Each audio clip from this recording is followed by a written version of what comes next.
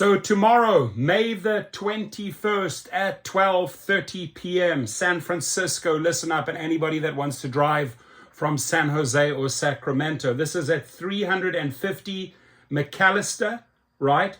And it is at the California Supreme Court. There's a big rally, and you can also watch the oral arguments about Prop 22.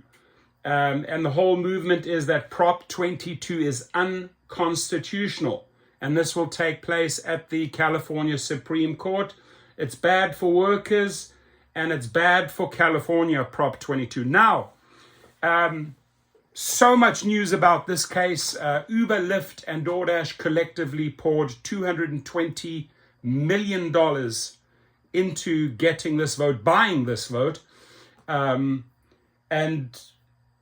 this is a caravan, it's a rally, and then you can also hear the oral arguments. So worthwhile taking out a couple of hours from your job and showing up there. Now, there are groups obviously fighting to turn drivers into employees. They want to see an employer-employee relationship. They want all the benefits, all the rights. But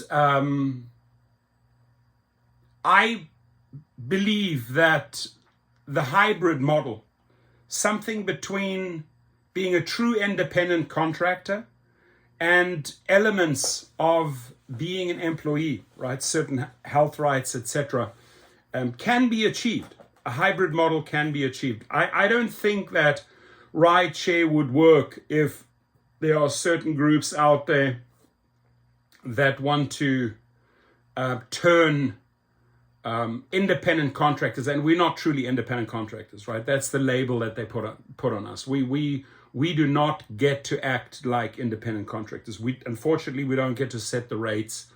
We have little say in that whole IC status, right? That's just a brand and a label put upon us. But if we were truly to fight for true IC plus, employee status, a hybrid, it could be set in stone. California could draw the laws up. For example, multiplier, right?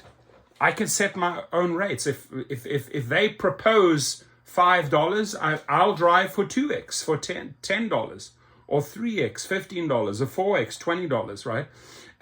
I get to set my own rates. So they did this for a year in California, sort of to abide by what they proposed. But a year later, they swept that all under the carpet and they just stripped the drivers from those independent contractor qualities. And they dictated the show, and that on every level is wrong. And this is really why this has gathered so momentum, because drivers are not being treated as independent contractors. So we'll see where this goes.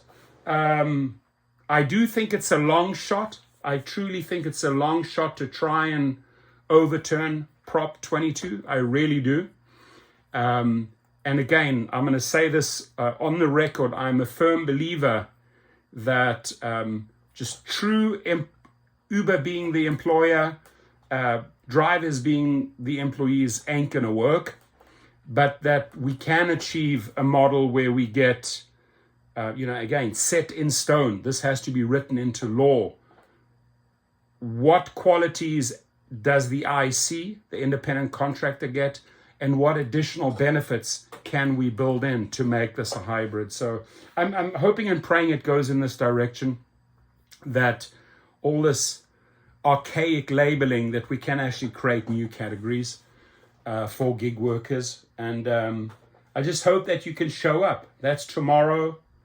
12:30 p.m. at 350 McAllister. I always make these type of videos the day before so that people watch them and it's fresh in their memory. Oh, tomorrow I need to go to this, right? It doesn't really help promoting these things weeks and weeks in advance. The planners behind this, yes, the groups that are planning this, these little logos at the bottom, yeah, they start planning way ahead. But the actual drivers, I think YouTubers should be pushing this out like 48 hours before the actual event. If anybody else wants to help promote this, just share.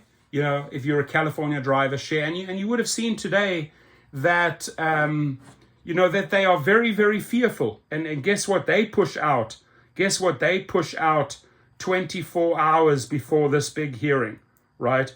They pushed this out, an important announcement on Proposition 22. And I'm going to make a separate video. In fact, this video goes live right now. And probably in another 3 hours, I will push this next one out. So as you finish this, expect the next one.